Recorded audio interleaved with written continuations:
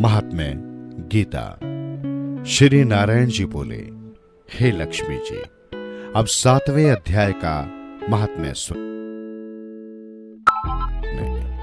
पटेल नामक एक नगर में शंकुकरण नामक एक वेश्य रहता था।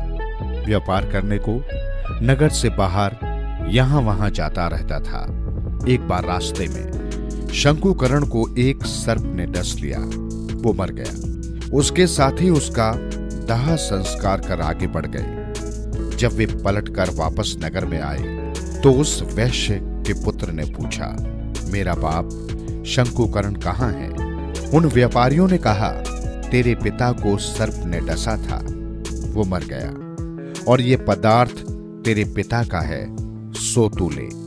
इस प्रकार 1 करोड़ रुपए उसे देकर उसकी गति करने को कहा, क्योंकि वो अवगति मरा था। उस बालक ने अपने घर आकर ब्राह्मणों से पूछा कि सर्प के डसने से जो मरे उसकी क्या गति करनी चाहिए। पंडितों ने कहा, नारायण बलि कराओ, उड़द के आटे का पुतला बनाकर उसमें चूनियां जड़ाओ।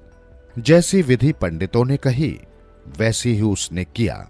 बड़ा यज्ञ किया, बहुत से ब्राह्मण जिवाए, श्राद्ध पिंड पतल कराने और जो बाकी धन बचा उसे चारों भाइयों ने बांट लिया।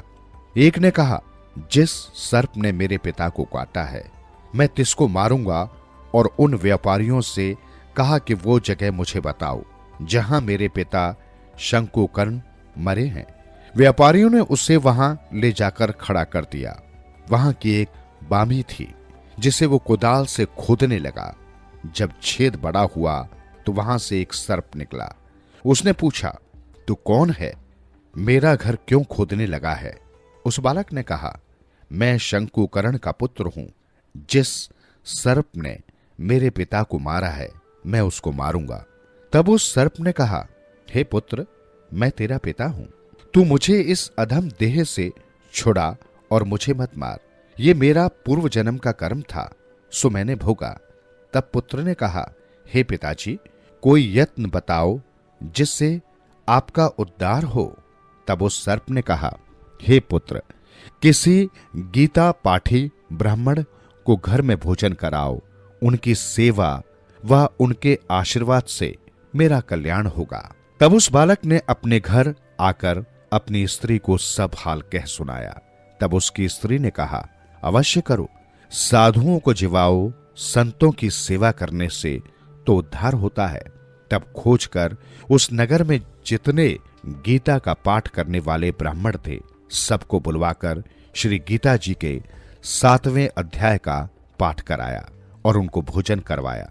सेवा प्रदक्षिणा करी, फिर विनय की, हे महापुरुषों, आप आशीर्वाद दो ताकि मेरे पिता शंकुकर्ण का उद्धार होवे और वे अधम देह से छूटे।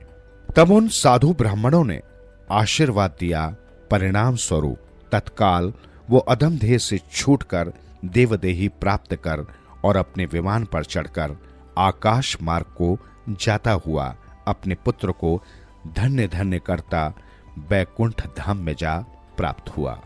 श्री नारायण जी ने कहा, हे लक्ष्मी जी, ये 7वें अध्याय का महात्म्य है जो आपने श्रवण किया है। जो पढ़े सुनेगा सो सद्गति पावेगा।